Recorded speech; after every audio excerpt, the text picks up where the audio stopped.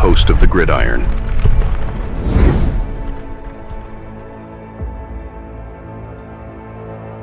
Fourth and goal to go with the 2. 34 seconds left to go in the ball game. This is the play right now. Takes the snap. Targeted goes in. Targeted all alone. And the quarterback keeps. Wow, what a call. Nobody touched him. And I'll show you. All right. There we go. Evan Neal was the fourth best in the NFL at this. Fourth best at the tackle position, right?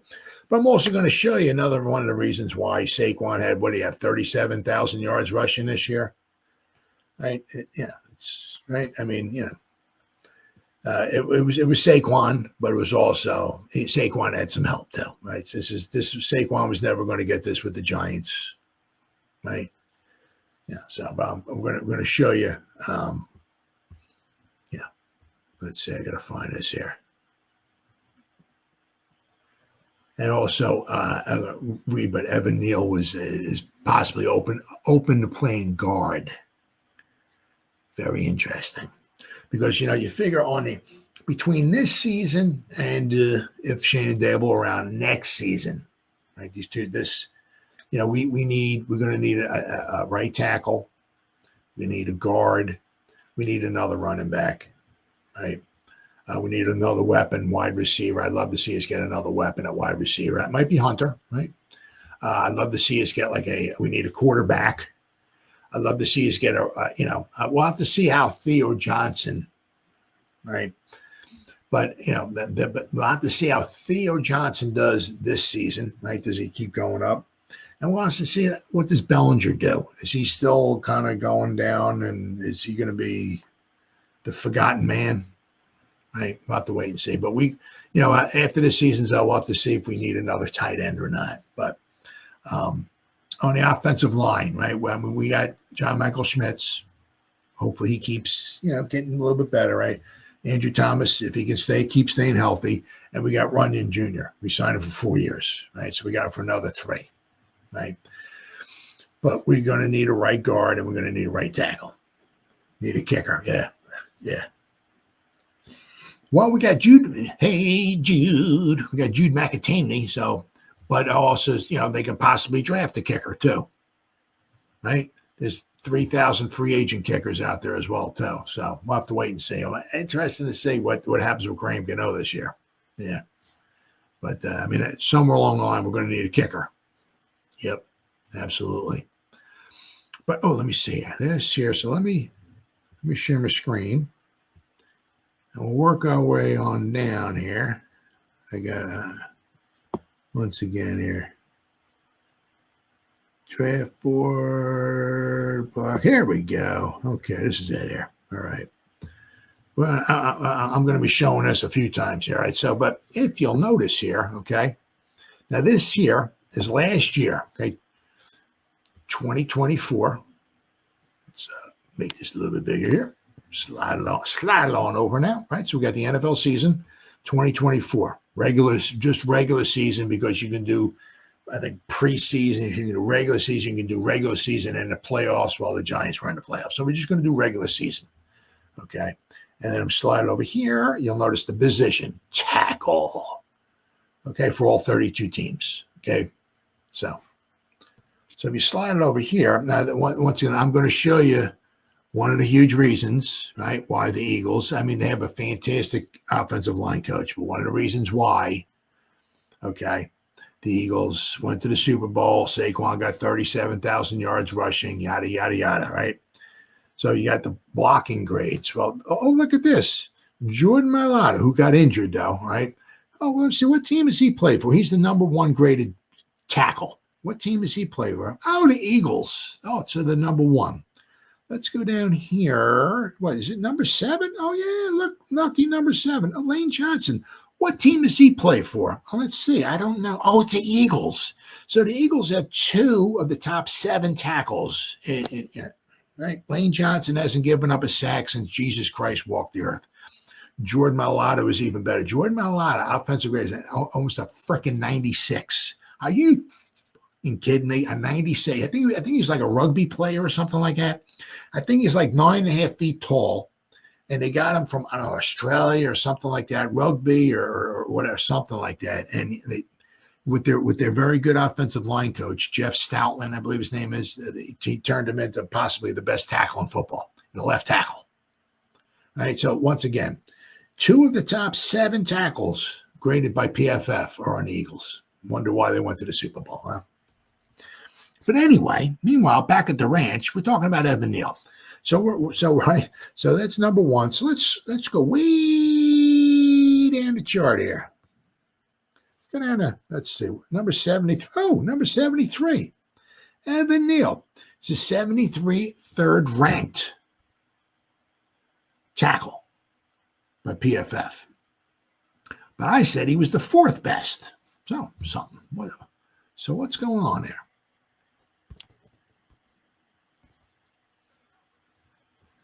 Let's see here. Let's go run blocking. All right, now sometimes this takes, it's got to recalibrate and all that stuff and everything, but hopefully sometime in the next half an hour, this will actually populate. And it still won't show Evan Neal at number 4, but he's going to start climbing the ladder a little bit. Run blocking, okay? Okay, so look at this. All right, once again, Jordan Mailata. Look at this. It's run blocking. It's a 90, almost a 95. Are you kidding me? Evan Neal, 80. He was the ninth ranked player at tackle as far as run blocking. 9th. Pretty impressive, right? Not pass blocking. We're talking run blocking. You know, he needs. So we'll have to see if they can slide him in the guard and maybe put him in a phone booth. Might be a little bit better for him, but let's see here. That's run blocking. Okay, so let's see. Got this. All right, so we got that. Let me. Okay, here we go. Where we at here? Okay. Okay, so now this is where the part where you need to put your players in the best position to be best available position to be successful, right? So this is where he's number 4 in the entire league. Small sample size. He did not have the sample size. Okay. Now, if you look here, Jordan Mailata. I mean, this is zone blocking, not gap blocking, right? Zone blocking, right? Jordan Mailata at 94.9. I'm sorry, almost a 95. Zach Tom, Rashawn Slater, who I think we could have drafted him. But anyway, number 4, Evan Neal. He was the 4th ranked zone blocker, right? Instead of trying to block, try to get a gap and picking out a zone, right, and blocking a zone. Everybody goes to the one side or kind of to the other side, but instead of trying to pick a gap and but zone blocking, run zone blocking. Evan Neal, 4th highest ranked in all of football. Now this is the AFL, the AFC and NFC, right? Because you got Indianapolis here, San Fran, Denver, blah blah blah, Houston, right? Okay, and you see this guy right here. We're going to be talking about this guy here too, a little farther down our program here tonight. See this guy here? Does that name look familiar? Huh? He's number 13. Wow. Huh? Interesting, huh? But anyway, right now we're talking about Evan Neal. He graded out at 90.9 in zone run blocking, 4th best in all of football. Now, see, you'll notice here, right? Okay, his gap blocking, right? It's a 66.4 on, for running, right? Nowhere near quite as good, right? So 90.9. So hopefully, if we do wind up with Evan Neal, once again, it's a small sample. He was only at 145 run blocking snaps last season because he didn't start for the most part. You know what I mean? He wasn't part of the initial Fab Five. Okay. But, he just goes to show you. I mean, wasn't Malata seventh? He could have been. Let's see here. I mean, it's unbelievable. I mean, the guy. I mean, let's see here. Jordan. There you go. All right. Let's see. Let's read it. Let's go to Wikipedia. Let's read it here. Australian professional football tackle. He previously played rugby league in Australia. He's 6'8", 365 pounds. So he was a rugby player. Draft 7th round, 233rd pick. He didn't go to college. I guess they drafted him right out of that 7th round. 7th round pick, and now he's the best run blocker, even by far, in all football. He grades out at a 95. 95. And you wonder why Saquon had 37,000 yards rushing. So, I mean, unbelievable. Absolutely unbelievable. And, of course, that said, also, you pair that up with Lane Johnson, too. I mean, Lane Johnson, I think he was the 3rd pick. I think in the 2013 draft, if I remember, 2012, 2013. So Lane Johnson's up there. Lane Johnson, somewhere in the next 300 years, is going to retire. Bummer dude, right? I mean, he's a Hall of Famer. Okay. So he'll be retiring sometime, right? But don't like, one of those things is that you like, don't, like with the Eagles, don't underestimate them taking a tackle or not taking a tackle in the 1st round. If there's a real good one there or a 2nd or something like that, you're like, that's stupid. What are they taking a tackle for? They got Lane Johnson, they got Jordan Mailata. No, because one of them's going to retire. It's like when they took, was it Carter or whatever it is? They took him like a year or so ago. Well, they had like Cox there and who was it? Brandon Graham, right? They had some guys. Well, what they do is they retool, right? They get the guys. They go, well, these guys are going to retire. Like Lane Johnson's going to retire in a year or 2 or so or whatever, a couple of years. So we're going to draft a tackle now, right?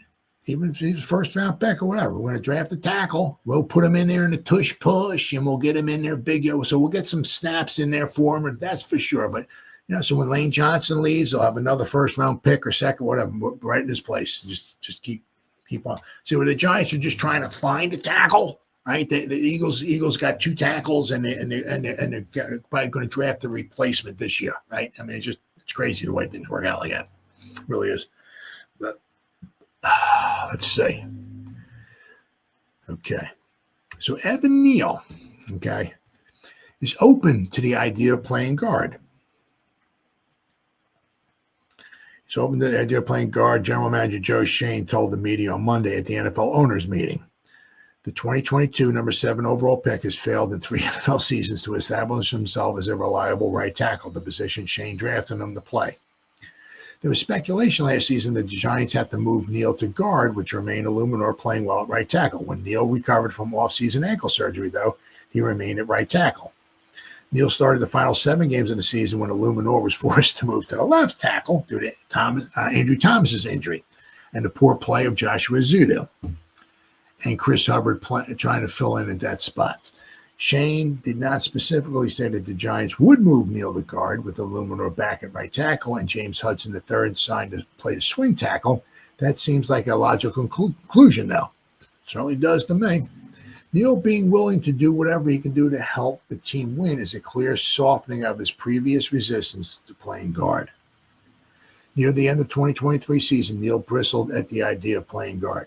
As soon as I stepped out of the womb, I stepped out as an offensive tackle, and that's how I feel, Neal said at the time. Perhaps realizing that the Giants may have closed the door on that possibility of him being a starting tackle, along with the fact that he is entering the final year of his rookie contract, has helped Neal see the value in a potential switch to guard. Now, it's going to be one of those interesting things, obviously, also, right? They better at least try. I mean, that'd be crazy not to. That'd be just stone cold crazy. The stupidity of that. Not trying him there would be just crazy, because I can almost guarantee you, like, what did the Eagles do? They took Mekhi Becton. He was a tackle. What did they do? They put him in a guard. He played phenomenal there. Right? I can almost guarantee you that's what the Eagles would do. Evan Neal, right? The Giants let Evan Neal go. Howie Roseman, the GM of the Eagles, brings him in. We're going to put you in a guard, dude. Put you in a guard. You're going to block for Saquon, right? Right? Put you in a guard, and he'll do phenomenal. I mean, just the sheer stupidity. Drafting some guy at number 7 and just saying, he's not a good tackle. Well, bye-bye. We'll let you go. I mean, it would just the stupidity would just be off the charts. The best guard in football. Oh yeah, he'll be like a Hall of Famer. So with another team, and we're going to talk about Mr. Parrott in a little bit here, a little farther down our program here. I mean, it just seems like it just happens.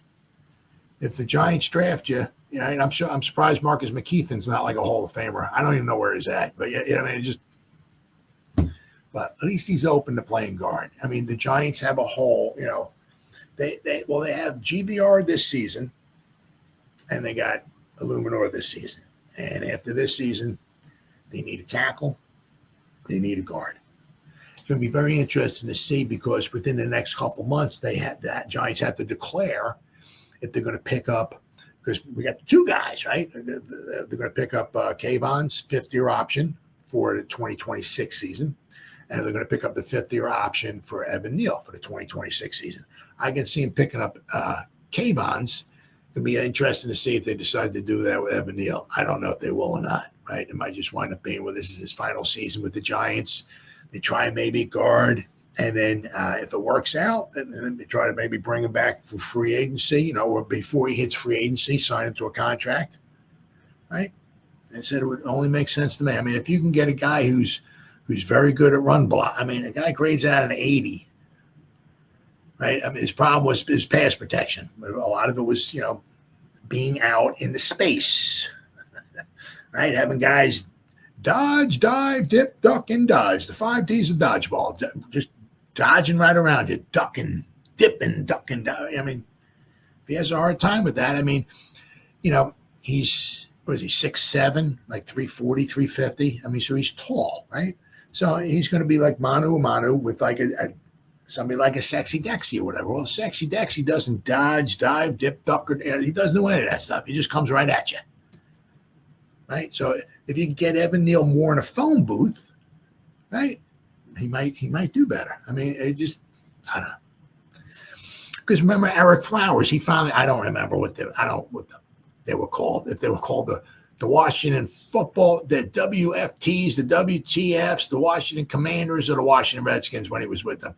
But they finally, I think they were the team, I think. It was either them or Miami. Finally started playing him at guard, and he did pretty good. He didn't do too bad at guard.